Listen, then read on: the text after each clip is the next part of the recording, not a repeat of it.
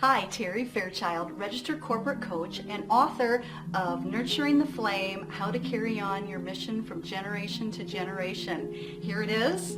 It's hot off the presses and I'm really excited. I think it turned out great. I really like the way it looks and we've worked very hard. It's been 2 long years we've worked on this, so just super excited that it's coming out. And the book will be available in mid-December on Amazon.com, and we're actually right now just working on converting it to a Kindle version. So the book's going to be available as a print book, but also as a Kindle version. So again, really excited. And you know what started this whole thing was back in my 20s.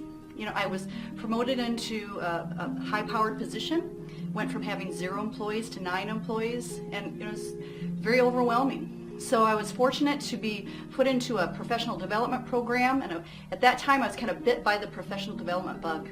It helped me so much in my career, and so I really became a developer of people, so much that I went to work for a professional development company. And it was when I was working for that professional development company that I remember hearing that there was going to be this great divide between the baby boomer generation and the millennial generation.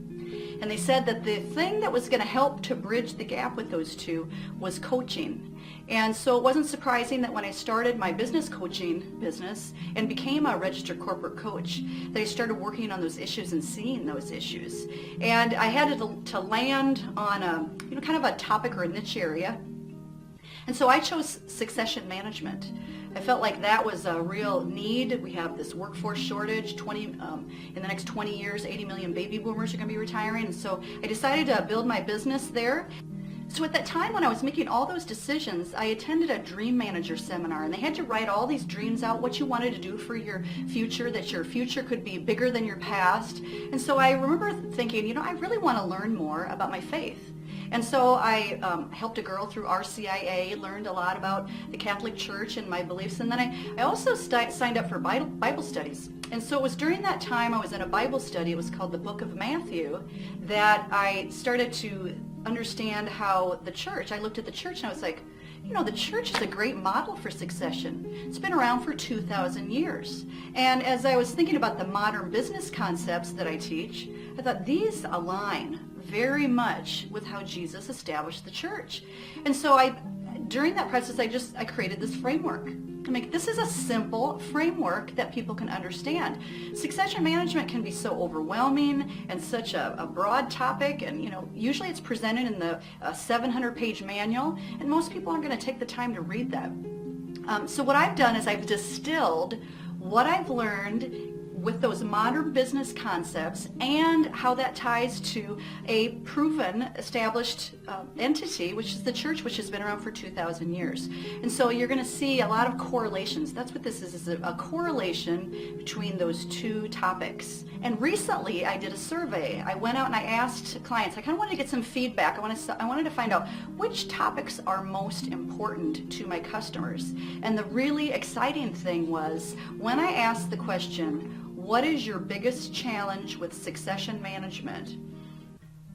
And I said the biggest challenge, every single one of these came out as an area of challenge. Keeping the organization profitable, building teamwork, staying focused on the true mission, achieving strategic objectives, hiring qualified leaders, making change or managing change, developing leaders, and having an exit plan for leaders. So every one of these was a need or a challenge, and these are the titles of the book. These are the chapters.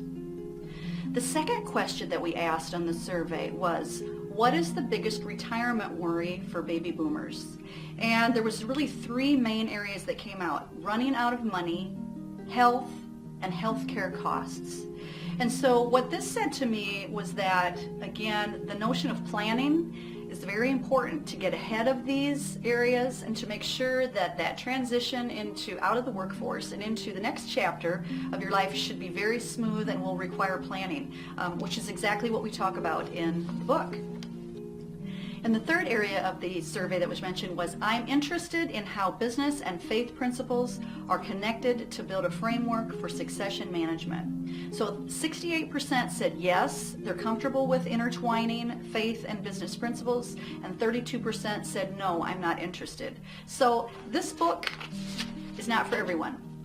This book is for people who are interested in the notion that you can connect business and spiritual principles. I remember being on a business trip in early 2000s, and I remember looking for a book that was like this, something that I could bridge the two areas of interest that I had. So that's the approach that I've taken.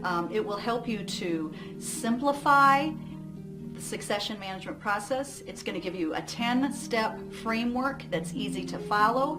It'll help you figure out, now, based on where I'm at in my process, where am I at? And it's going to give you an opportunity to do some planning and make sure that as you transition to the next phase of your life, that you leave that legacy that's important to you, but also have the ability to create a future that's bigger than your past.